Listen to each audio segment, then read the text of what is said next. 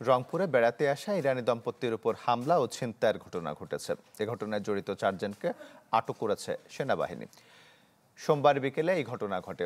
সেনাবাহিনী জানায়, তারাগঞ্জের গানিরামপুর এলাকায় বিশৃঙ্খলার খবর পেয়ে ঘটনাস্থলে যায় তাদের একটি টহল দল।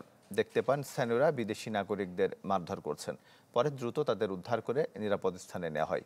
ভুক্তভোগী দম্পতি জানান, তারা ঢাকা থেকে রংপুরে বেড়াতে এসেছিলেন। গুগল ম্যাপ থেকে দেখে ড্রাইভ করার সময় ভুল করে ওই এলাকায় ঢুকে পড়েন। সাহায্যের জন্য স্থানীয়দের কাছে গেলে উল্টো মারধরের শিকার হন। এক পর্যায়ে সাথে থাকা $500, মোবাইল, ঘড়ি ও পাসপোর্ট ছিনিয়ে নেয় তারা। সেনাবাহিনী এবং পুলিশ আমরা জয়েন্ট ফোর্স একটা অপারেশন করছি এখন, যে এই টাকাটা উদ্ধার করা এবং তার মোবাইলটা উদ্ধার করা, এবং তার সাথে গ্রামের যে সকল লোকজন সম্পৃক্ত ছিল তাদের বিরুদ্ধে কঠোর ব্যবস্থা নেওয়ার পরিকল্পনা আমরা করছি এবং সেই অনুযায়ী আমরা কার্যক্রম করছি। কালার এক্সপার্ট, জর্জ স্যাপ এবং মাইল্ড অন হ্যান্ডস টেকনোলজি সমৃদ্ধ অরিক্স ক্রিস্টাল ওয়াশ আপনার লন্ড্রি এক্সপার্ট।